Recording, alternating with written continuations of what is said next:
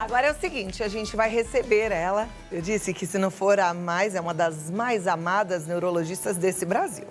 E ela é estudiosa. Eu amo porque eu gosto de médico assim, que estuda, que se interessa, que acompanha todos os artigos científicos, né? E aí ela sempre traz novidades. A gente vai falar hoje sobre memória. E, gente, esse é o tema do momento. Não tem quem não esteja sentindo uma dificuldade na memória, impressionante. Seja a curto ou longo prazo, a memória faz parte e registra a nossa vida, né? Ela também pode deixar a gente em apuros quando a gente não lembra de alguma coisa. Então, para a gente conhecer melhor o nosso cérebro, entender como a memória se forma, como é que a gente lida com esses esquecimentos e o que é normal e o que não é, eu converso com a neurologista a doutora Ana Paula Pena Dias. Seja bem-vinda. Padre DJ Zé Tom. Prazer. Prazer, também pós-Covid. Eu também pós-Covid. Pois é, doutora, claro. E parece que todo mundo que teve Covid está com a memória afetada. Você tá, padre? Olha, memórias assim, às vezes esquece coisinhas, deixa a água ali, volta que não lembra mais da água. Pois é. Exato, tem acontecido bastante, né, Clau? A perda de memória pós-Covid. Se não me engano, a gente até já falou disso aqui no teu programa. E é uma queixa que tem sido das mais frequentes manifestações neurológicas pós-Covid, né? Então, muitas pessoas que tiveram infecção, às vezes até infecções leves, infecções assintomáticas, a pessoa só descobriu que teve Covid porque fez lá o exame, a sorologia e aí descobriu. Mesmo assim, tem tido perda de memória, tem tido dificuldade em lembrar palavras, em fazer tarefas que antes eram simples, né? Então, realmente, a perda de memória pós-Covid tem sido bem frequente. Agora, eu queria que a gente tentasse explicar para quem está em casa como é que é essa história da memória. A memória, ela nasce no nosso cérebro? Nós temos, Clau, o seguinte, a gente precisa prestar atenção para conseguir guardar uma informação, né? Então, primeiro eu tenho que estar concentrado, eu tenho que estar atento àquele momento, né? Aí o meu cérebro, ele capta aquela informação. Aí a gente tem uma área no cérebro responsável pela memória de curto prazo, é aquela memória que a gente chama de operacional, quando eu preciso de repente guardar um telefone, sabe? Guardar uma senha. Então é aquela memória de curto prazo e depois de um tempo aquela memória vai para uma outra gavetinha do cérebro, que é a memória de longo prazo, né? Que são aquelas nossas memórias mais remotas, né? As nossas memórias mais antigas. Só que para que tudo isso funcione, eu preciso então inicialmente dar atenção. E aí que está a grande questão do momento. Porque hoje em dia, mesmo pessoas mais jovens têm se queixado muito de perda de memória. E por que isso acontece? É muito frequente pelo esgotamento mental, pelo estresse, né? O próprio burnout. A gente guarda muitas coisas, a gente quer dar conta de guardar muitas coisas no cérebro e o cérebro não dá conta, né? O cérebro está cansado muitas vezes. Então, sem atenção, eu não tenho como ter memória. Então tem que prestar atenção. É mais fácil a gente ter memórias de coisas que envolvem o afeto? Porque quando você estava falando, eu estava pensando, guardar um telefone, guardar coisas assim que não tocam o meu coração, eu penso que talvez seja mais difícil. Porque as coisas que eu vivi, que fazem parte do meu afeto, essas ficam registradas para sempre. Exato, a gente tem sim essa relação, né? De coisas relacionadas às nossas emoções, a cheiro, né? Pode ver como é engraçado, às vezes você entra num determinado lugar e você sente um cheiro que te remete a algo que você lembra que viveu num outro momento com um cheiro parecido, né? Então, o cheiro tem a ver porque a gente tem uma área do cérebro responsável, né, por essas conexões do olfato. Também da audição, muitas vezes você ouve ali um determinado som, barulho que te remete a algo da memória. Então, todos os nossos sentidos, né? Visão, cheiro, olfato, paladar, eles muitas vezes nos remetem a coisas guardadas na nossa memória. quanto mais sentidos estão envolvidos naquela determinada ação, né, da memória, quanto também aquela relação das emoções envolvidas naquele ato, eu vou ter uma memória melhor ou pior, tá? Então, realmente é o que você falou. Se eu tenho ali algo para gravar, né, mas algo que não faz muito sentido, que eu não estou realmente envolvido, provavelmente eu não vou conseguir guardar. Perfeito. Nosso cérebro, ele é como um computador mesmo? Tem uma capacidade X de armazenar coisas? Então, Clau, sim, a gente tem, a gente brinca assim até com uma frase, né, que hoje em dia a gente tem um mundo digital, mas o nosso cérebro, ele é analógico, né? Então não adianta a gente querer entupir o nosso cérebro de tantos estímulos externos, de tanta informação, né? Hoje em dia, na era da internet, das telas, das redes sociais, são muitas coisas para a gente dar conta e a gente tem, sim, um limite, né? Porque para a gente conseguir incluir mais informações, para a gente conseguir... Não é que tem um computador fechado, a gente pode desenvolver, sim, habilidades para melhorar a nossa memória, tem como a gente fazer isso, mas não na velocidade que o mundo digital pede, né? Hoje em dia, não só o mundo digital, mas as demandas de trabalho, as horas de trabalho, a questão da pandemia que deixou todo mundo assim muito mais estressado, mais ansioso, né? O home office aumentou muito a carga horária de trabalho das pessoas. Então, todas essas questões que eu estou dizendo, elas acabaram esgotando o cérebro, né? Então, o cérebro, ele tem sim um limite e se a gente quer desenvolver um limite maior para a memória, a gente tem que ir devagar, a gente tem que lembrar que o nosso cérebro é analógico. Perfeito. Bom, você falou de estresse e de ansiedade. Isso pode prejudicar a memória? Sim. O que acontece? Quando a gente tem estresse, ansiedade, né, o nosso cérebro ele está esgotado, ele não consegue prestar atenção nas coisas, né? Pode ver, assim, quando a gente está com muitas coisas na cabeça. Acontece comigo direto, provavelmente com você, com quem está em casa. Então, a gente tem lá aquele dia cheio de demandas. Então, eu tenho um monte de coisa para fazer, eu tenho consulta no médico, eu tenho que ir no supermercado, coisas de trabalho, problemas de família. E aí, eu preciso, de repente, lembrar uma palavra. Outro dia, aconteceu comigo, eu precisava falar uma palavra lá de uma comida que eu tô acostumada, não lembrava essa palavra de jeito nenhum. E você não teve Covid? Não tive Covid, até peguei o Instagram lá, fiz um stories falando pro pessoal, falei, gente, eu falo disso, acontece com os meus pacientes e acabou de acontecer comigo, né? Acontece, é muito frequente isso, tá? O nosso cérebro, ele se esgota, né? E a gente não consegue acessar coisas que já estão lá na memória guardada, na memória remota, tá? Então, o estresse, a ansiedade, mesmo que você não está ansioso, mas o excesso de coisas, porque também quando você está com excesso de coisas, muitas vezes você dorme mal. E aí a gente vem, né, o sono, a gente bate nessa tecla de sono. Ana, você está aqui na Rede Vida de novo, né? Você está aqui no nosso programa falando mais uma vez sobre sono? Sim, o sono é fundamental, não dá para não falar de sono. Se a gente não dorme bem, a gente não tem como ter tranquilidade no dia seguinte, a gente não tem como ter atenção, concentração e memória. Agora, também, isso eu já aprendi aqui, inclusive com a doutora Ana Paula, que não adianta tomar aquele remédio que faz você dormir, aqueles benzodiazepínicos, que aqueles também afetam a memória. Que a pessoa fala assim, então eu vou tomar esse remédio para dormir. Aí piora até, né? Exatamente. A gente sabe hoje em dia que o abuso de benzodiazepínicos, a dependência de benzodiazepínicos, muita gente consegue comprar aí no mercado negro, né? Pega do vizinho, do marido, do primo, sem receita médica. Não só os benzodiazepínicos, mas os indutores de sono, próprios Zolpidem, usado de forma aleatória, né?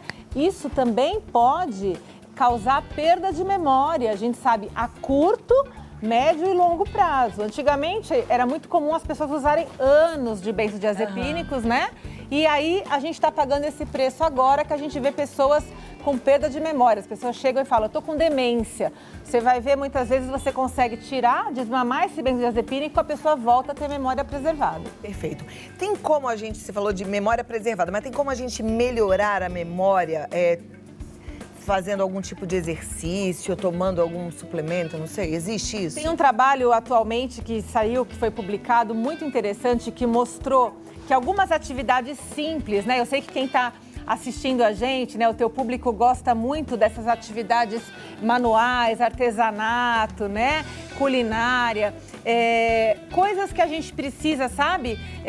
Exercitar manualmente, pensar, colocar ali as pedrinhas. Então, jogos de tabuleiro, fazer tricô, crochê, artesanato, pintura, você seguir ali o passo a passo de uma receita de um prato diferente, fazer leitura, jogos, paciência, jogos de tabuleiro. Tudo isso foi testado e comprovado que isso reduz a chance das pessoas desenvolverem demência, principalmente demência de Alzheimer. Olha que interessante. Nossa, gente, muito bom. Tem até hoje em dia tem umas escolas só de exercício para a mente, né? Sim, sim, as escolas de treinamento cerebral que a gente chama, né? Eu costumo indicar bastante essas escolas para os pacientes, que são escolas que exercitam aquele fenômeno que a gente chama de neuroplasticidade, né? A neuroplasticidade é a nossa capacidade cerebral de desenvolver novas conexões, né? Então, antigamente a gente achava que, olha, a gente tem uma capacidade X, os neurônios são esses aqui, morreu, acabou. Hoje a gente sabe que através da neuroplasticidade é capaz que a gente faça novas conexões, aprenda novas coisas mesmo sendo um adulto, sendo um idoso. Então, uma pessoa que está com problema de memória, ela pode melhorar? Com toda certeza. E ela deve, para isso, fazer estímulos cognitivos, exercícios para poder melhorar a sua memória. Mesmo que sejam essas doenças, como, por exemplo, o Alzheimer, que a gente sabe que vai caindo, vai degenerativo. Sim, aí a gente entra nas demências, né? Então, muitos jovens vão para o consultório falando... doutor, eu tenho demência. Muito comum. Eu estou preocupado porque eu acho que eu estou com Alzheimer, eu estou com alguma demência porque eu estou esquecido. Em geral, em jovem, tá? Abaixo de 55 anos, 95% das vezes vai ser isso que eu estou falando. Estresse, ansiedade, esgotamento mental, burnout, distúrbios do sono, tá? 5% vão ser causas clínicas, como anemia, deficiência de vitamina B12, hipotiroidismo, tá? Acima de 55 anos pode sim ser tudo isso que eu estou dizendo, mas também a gente pode estar diante de um quadro demencial. Aí você precisa ser avaliado realmente por um médico, um neurologista. Mas sem dúvida nenhuma que mesmo que for uma demência, se ela for uma demência leve a moderada, eu consigo fazer estímulo cognitivo para melhorar. Maravilha. Me dá 2 minutinhos, Claro. Vou tomar uma aguinha e eu volto já? Com certeza. Agora, eu tenho que chamar a atenção de uma coisa aqui, aliás, agradecer a doutora Ana Paula Pena, porque hoje eu me senti muito lisonjeada, porque ela falou assim, os jovens até 55 anos, ai, gente, graças a Deus alguém falou assim, os jovens até 55 anos, que tem um povo que tem um preconceito, né, padre? Maravilhoso! Mas não tem um povo que tem um preconceito? Tem, Que acha que a pessoa já com, sei lá, passou do 40 já é velho? É velho, não. Nada, adorei. Não Doutora, é? meus parabéns. Eu vou fazer 45, se eu não achar isso Isso. também, né? Jovens, Somos de até todos jovens. 55 Verdade. anos. Aí depois, de 55 pra cima, vira adulto. E ponto, porque velhice tá na cabeça. O Alzheimer, que eu acho que esse é o maior medo de todos, né? Qual é a causa dele? A gente já sabe? Então, a gente sabe, assim, a gente tem uma doença neurodegenerativa, né, o Alzheimer, que ocorre por... A gente sabe o que acontece no cérebro com Alzheimer. Então, acontece ali o acúmulo de proteínas anormais numa determinada região da memória, tá? Agora, por que isso acontece ainda não se sabe. A gente sabe que tem uma pequena porcentagem de causas genéticas, mas exatamente o mecanismo de por que, por exemplo, eu votei e você não, isso ainda a gente não sabe. Tem muita pesquisa sendo feita em relação a isso. Existe exame para saber se a pessoa tem essa tal proteína? A gente tem exames para fazer quando há um início de um quadro suspeito, tá? Então, se eu tô já esquecendo, se eu tenho ali uma suspeita clínica, eu posso sim fazer exames para comprovar minha suspeita clínica. Hoje, algumas pesquisas têm caminhado no sentido de fazer exames para detectar antes da suspeita clínica. Mas aí, Cláudio, vem uma questão ética e uma discussão gigantesca no mundo científico, que é o seguinte: o que vai adiantar eu, por exemplo, Ana Paula, fazer um exame e saber que eu tenho uma predisposição a ter Alzheimer, eu tenho uma chance gigantesca de ter Alzheimer daqui, sei lá, 10, 15 anos? O que isso muda, o que isso agrega?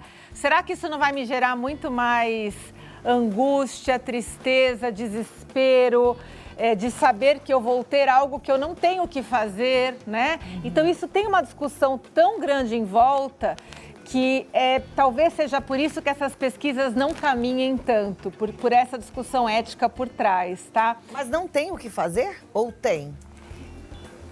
Hoje, ainda não. Existe uma medicação, né, que foi aprovada lá nos Estados Unidos, que tenta reverter aí esse processo de quem tem essa predisposição ter realmente a doença, mas esse estudo, essa medicação que foi liberada lá pelo FDA, que ainda não tem no Brasil, ainda não mostrou um resultado tão robusto que nos faça realmente utilizar essa medicação.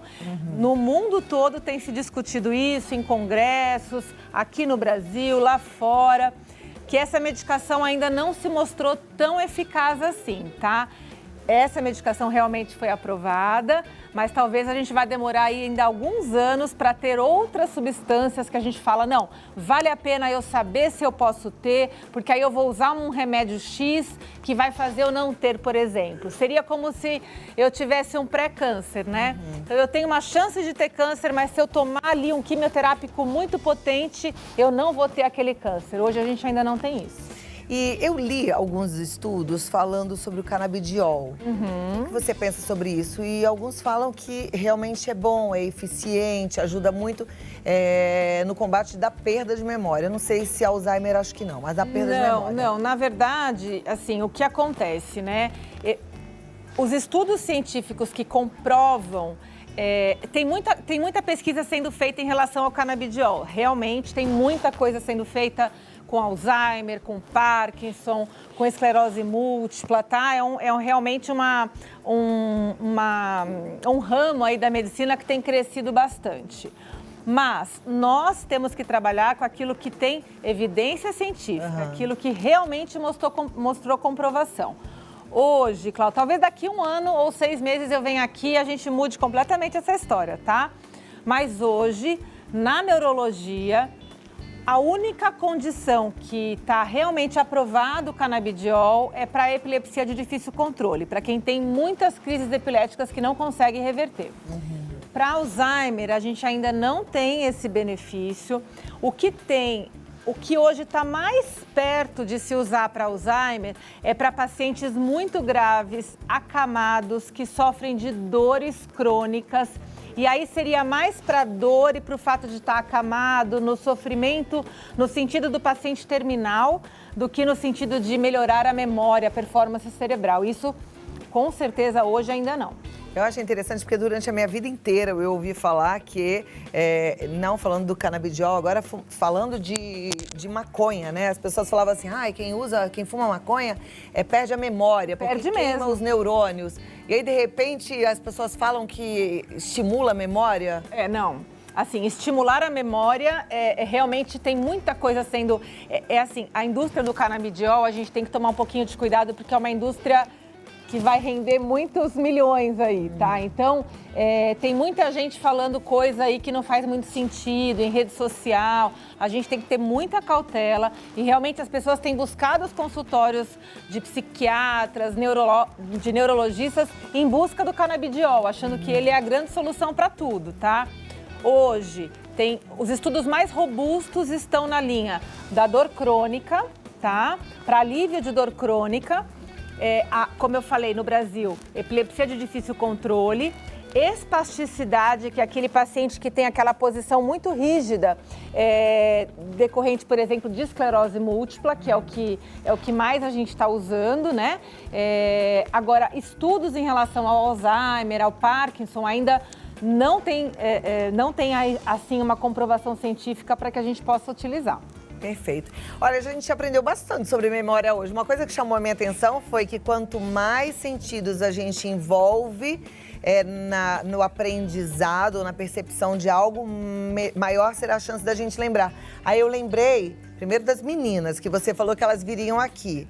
Pois né? Hoje elas não vieram, elas ficaram na casa da priminha, mas a próxima gravação então elas você leva o meu beijo para elas. E aí eu pensei assim, poxa, essas escolas que são mais construtivistas, né, que gostam muito do lúdico, de mostrar, eu acho que elas têm uma linha realmente muito correta, porque é muito mais fácil a gente decorar aquilo que a gente acessa, né? Porque o que fica no imaginário se perde. Com toda certeza. Esse tipo de aprendizado ele é muito mais efetivo. Muito legal. Doutora, muito obrigada. Eu sou sempre grata que você vem. Doutora Ana Paula Pena é uma médica maravilhosa, é médica da minha mãe. Linda, Beijo adoro. pra Dona minha mãe. Deilda, beijo pra senhora querida. Ela faz propaganda. Quando você vem ao programa, ela manda no grupo da família, no grupo dos amigos. Ela fala, olha a minha médica. Eu Entendeu? amo, a sua mãe é uma queridíssima. Ela não faz mais propaganda de mim, é da médica dela. Ó, gente, é neuroanapaulapena.com.br, no Instagram é DRA Ana Paula Pena. Segue porque você vai amar. A doutora Ana Paula tem um conteúdo de valor nas redes sociais dela e a gente aprende muito sempre, todos os dias. Eu que aprendo com você a ser uma pessoa cada dia melhor. Você é uma amiga querida que eu amo e obrigada sempre pela oportunidade, pelo carinho, pelo espaço. Amo você. Tudo de bom, uma linda Obrigada. tarde pra você, tá bom? Obrigada. Gostou, DJ? Agora vamos Esclarecedor. exercitar a nossa memória. Daqui a pouco eu vou aí ver como é que tá a sua memória musical.